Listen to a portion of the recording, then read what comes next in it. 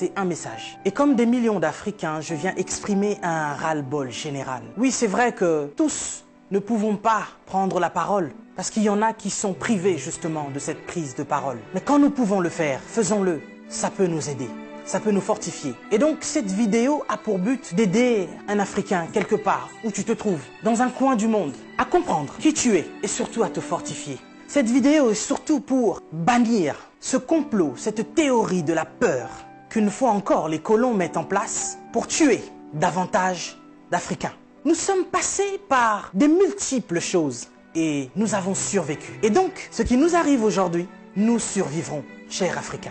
Nous vaincrons. On nous parle d'épidémie, on nous parle de pandémie, on nous parle même de guerre. Mais laissez-moi vous dire que nous ne sommes pas seulement en guerre.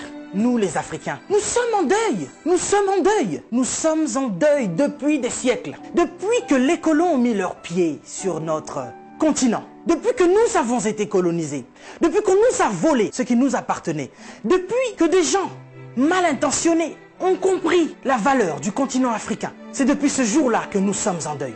C'est depuis ce jour-là que l'Africain, l'homme noir, meurt. Nous mourrons depuis des siècles. Nous mourrons à petit feu, mais nous mourrons en masse. Ce n'est pas le Covid-19 qui va venir nous faire peur. Ce n'est pas cette épidémie qui va venir nous faire peur parce que nous sommes passés par des génocides. Et ce depuis... Laissez-moi vous rappeler une chose. Est-ce que vous connaissez un peu l'énocide colonial belge qui a eu lieu entre 1885 et 1908 par le roi Léopold II. Ce roi qu'on appelait humaniste philanthrope, il y a eu au moins un tiers de la population congolaise qui en est mort de ce génocide noir. On a coupé les bras à nos ancêtres parce qu'ils refusaient d'aller au front pour notre caoutchouc et notre ivoire. Et depuis, il y a eu tellement de génocides. Vous savez que nous avons été esclaves, pas seulement les 400 millions de déportés dans le monde, mais ceux qui sont restés même sur le continent africain sont aussi restés esclaves, et ce jusqu'à nos jours. Et oui, vous allez me dire que nous sommes au 21e siècle, bien sûr, mais nous ne sommes pas sortis de la colonisation. Vous savez, il y a des dates que l'on dit importantes, comme 1848, où nous parlons de l'abolition de l'esclavagisme. Il y a eu un décret qui a été signé. Chers Africains, on nous ment depuis 1848, où il y a eu l'abolition de l'esclavage. Nous n'avons jamais été décolonisés. Nous sommes toujours colonisés. Tout ce que nous faisons, ils mettent leur nez dedans. C'est vous qui ne comprenez pas. C'est vous qui ne comprenez pas que vous êtes forts. Nous sommes forts. Nous sommes puissants et nous sommes plus résistants qu'eux. C'est pour ça qu'ils ont peur de nous. Nous avons résisté au choléra, nous avons résisté à Ebola, nous avons résisté à la malaria, nous avons résisté au palu. Nous résisterons au Covid-19. Ils veulent vous faire peur. Ils veulent nous faire peur. Il faut être prudent. Oui, la Bible nous recommande d'être prudent, mais pas d'avoir peur. Ils nous alarment sur cette épidémie qui n'a même pas encore tué 100 000 personnes. Mais en Afrique, c'est des millions d'âmes qui se meurent chaque jour de la famine. Eh oui, laisse-moi vous éclairer, vous ouvrir les yeux. Je vous ai dit que nous étions plus qu'en guerre. Nous sommes en deuil. Nous sommes en deuil. Et c'est depuis qu'on nous a colonisés. Nous n'avons même pas pu pleurer nos morts, pour beaucoup, parce qu'ils les entassaient dans des fosses communes. Parce qu'il y a encore, à l'heure où je vous parle, nos frères qui sont en Libye et dans tous ces pays que vous connaissez, où il y a encore la traite des Noirs. Les esclaves modernes, il y en a encore. Et vous imaginez avec ce fléau d'épidémie, il y a encore des fermes humaines aujourd'hui. Nos frères sont en train de mourir et nos dirigeants sont conscients. Mais que font-ils? C'est plus qu'une pandémie, c'est plus que cette épidémie. On veut vous faire peur aujourd'hui. Lavez-vous les mains, lavez-vous les mains, lavez-vous les mains. Il n'y a pas d'eau potable. L'Africain, il est en train de mourir parce qu'il n'y a pas déjà d'eau potable. On se lave les mains. Ok, nous allons nous laver les mains. Mais avec quelle eau?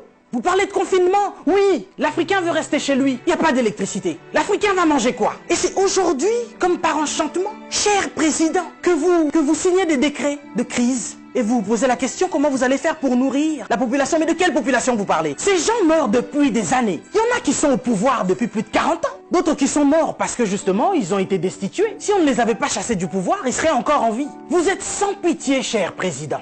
Vous et vos dames de fer. Vos enfants, n'en parlons même pas. Ce sont des people. Vous êtes à l'image de vos parents. Mais vous qui gouvernez, qu'est-ce que ça vous coûte d'offrir des hôpitaux décents aux Africains? Vous savez, nous sommes ici en France. Les personnels soignants sont en crise, sont en larmes depuis des années. Ils crient au scandale de ce qui se passe dans les hôpitaux. Pour nous autres qui avons des membres de nos familles qui travaillent dans des hôpitaux, nous savons ce que c'est. Ils nous racontent l'enfer de ce qui se passe dans les hôpitaux français. Mais du moins, nous avons des hôpitaux décents. Mais nous crions à la crise sanitaire. Mais en Afrique, c'est comme si c'est maintenant que vous vous réveillez. Je n'arrive pas à dormir. Je me vois mal aller dormir sur mon lit, alors que je pense à tout ce continent africain qui est en deuil. Et ça depuis. Je me dis, mais cette épidémie, cette pandémie, si ça devait toucher le petit peuple, qu'est-ce que nous allons devenir?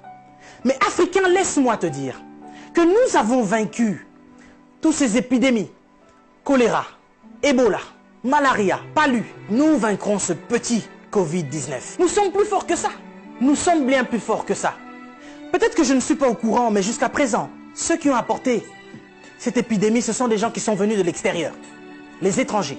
Et puis ça touche des personnes qui sont bien placées, des gens qui, je pense, ont une belle vie. Mais ce petit peuple qui vit dans des bidonvilles, ce petit peuple qui vit des conditions sanitaires incroyables, Dieu préserve ce peuple. Cher Africain, laisse-moi te dire que tu es fort. On veut t'affaiblir mentalement pour te faire comprendre que tu es faible. Et voici que ça fait des siècles que l'homme noir meurt de la drépanocytose. Personne ne cherche le vaccin. Personne ne cherche à soigner cela parce que, dit-on, c'est la maladie des Noirs. Mais soudainement, on nous parle d'un vaccin pour aider la population noire face à cette pandémie de Covid-19. Nous n'avons que faire de vos vaccins. Et nous n'en voulons pas. Si vous avez envie de faire des tests, testez vos animaux, vos chiens, vos chats. L'homme africain n'est pas un animal. Nous ne sommes pas des cobayes de vos labos pour que vous commenciez vos tests sur nous. Ça fait des siècles que vous nous testez. Ça fait des siècles que vous nous faites souffrir. Depuis que vous avez découvert que le continent africain était le jardin d'Éden, vous ne voulez pas nous lâcher. Nous souffrons, mais nous sommes en train d'enrichir plusieurs. Nous mourrons de faim alors que nous nourrissons plusieurs. Quelque chose m'a fait rire il y a quelque temps. 23 Italiens retrouvés clandestinement sur un port nigérian. Ah, depuis quand l'Italien rentre clandestinement au Nigeria? Parce que vous voulez aller vous réfugier en Afrique maintenant? Il n'y a pas très longtemps, sur vos côtes, vous chassiez les migrants de vos côtes. Votre Premier ministre a dit qu'il ne voulait plus. Il en avait marre de cette invasion africaine sur ses sols. Nous avons vu un migrant noir mourir dans les eaux de Venise sans que personne ne lui porte secours. Parce qu'il était noir, parce qu'il était africain. Nous avons tort parce que nous sommes africains ou parce que nous sommes riches de nos sols? Parce que nous avons de quoi manger et de quoi nourrir toute cette planète. C'est pourquoi l'Africain souffre. Mais Africain, laisse-moi te dire que tu es fort. Laisse-moi te dire que tu es vaillant. Laisse-moi te dire qu'il en faudra beaucoup plus pour te vaincre. Ils ont essayé de nous décimer par l'esclavage. Ils n'ont pas pu, nous sommes encore là, et plus nombreux que jamais. Et nous sommes plus résistants que jamais. Parce que tous ces microbes auxquels nous faisons face chaque jour ne réussissent pas à nous décimer. Ce n'est pas un Covid-19 qui va décimer le peuple noir. N'ayez pas peur, tel est mon message. Je vous invite, chers Africains, à devenir beaucoup plus forts. Ne faites pas confiance à ceux qui nous gouvernent. Ça fait des lustres qu'ils sont là. Ils prennent leur retraite tout en étant présidents. Ils ont du mal à lâcher ce fauteuil qu'ils pensent être éternel. Qui a déjà fait 200 ans au pouvoir? Êtes-vous assez fort pour faire 300 ans? Vous n'arrivez même pas à faire 100 ans. Mais vous êtes tellement médiocre, ignoble. J'ai suivi plusieurs de nos présidents africains qui ont copié le discours du président Macron. Bande de marionnettes, bande de gigolos. Vous n'êtes même pas capable d'écrire vos propres discours, au point où vous devez copier sur ce que Macron dit. Lui-même, il est en train de mentir à la population française. Son gouvernement nous ment depuis le début. Et vous, vous suivez Macron pour continuer à mentir aux Africains? Mais nous, vous nous mentez depuis des siècles. Vous nous mentez et encore vous nous mentez. Pour remplir vos poches. Vous vivez dans des palaces, mais vous vous souciez même pas de ce que l'Africain doit manger.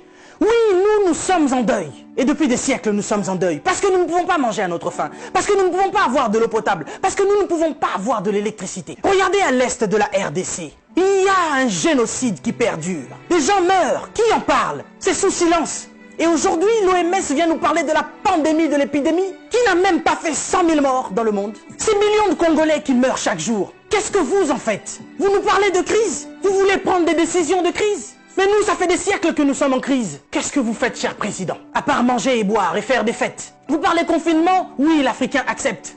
Mais nous sommes en confinement, nous, depuis des siècles. Les gens meurent tous les jours de la famine. Ça, ce n'est pas une épidémie, ce n'est pas une pandémie.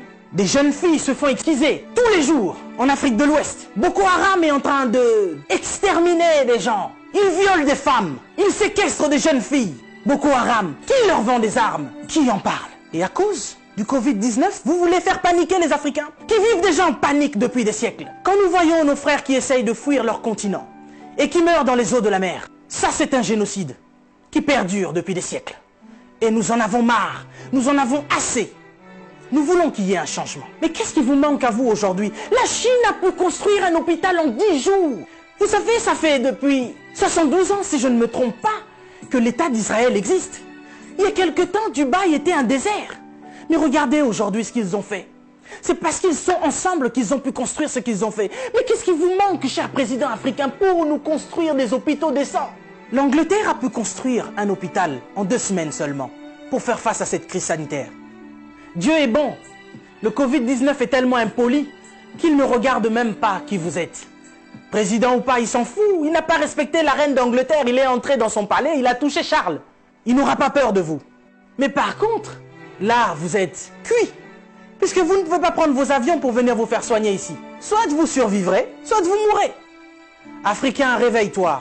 Africain, lève-toi. Si Martin Luther King est mort, si Rosa Parks est mort, si Malcolm X est mort, si Mandela est mort, si Winnie Mandela est mort, nous sommes là pour porter encore plus haut l'étendard de l'Afrique. Et continuer à dire que tant que nous aurons le souffle de vie, nous allons continuer nos revendications. Si cette épidémie ne vous réajuste pas, ne vous enseigne pas, pire va encore arriver. Vous passerez, l'Afrique sera encore là, et l'Africain aussi. Cessez votre méchanceté, cher président. Donnez-nous de l'eau, donnez-nous de l'électricité, construisez des hôpitaux, arrêtez de faire mourir l'Africain par la faim, parce que nous, ce n'est pas le Covid-19 qui nous tue. Nous mourrons déjà de la famine. Pendant que vous avez fait des provisions pour vos maisons, ce petit Africain, il va manger quoi, lui? Cette épidémie passera. Nous sortirons de là, certainement. Mais vous n'allez pas vous en sortir ainsi, devant le tribunal de Dieu. Mais avant le tribunal de Dieu, ici sur cette terre, vous serez jugés. Africain, sois fort. Que personne ne te fasse peur. Respectez les règles d'hygiène, mais n'ayez pas peur. Nous sommes forts. C'est Dieu qui nous protège. Et que Dieu vous protège, cher Africain. Que Dieu vous garde là où vous êtes. Le combat n'est pas encore fini. Ça ne fait que commencer. Que Dieu nous fasse justice.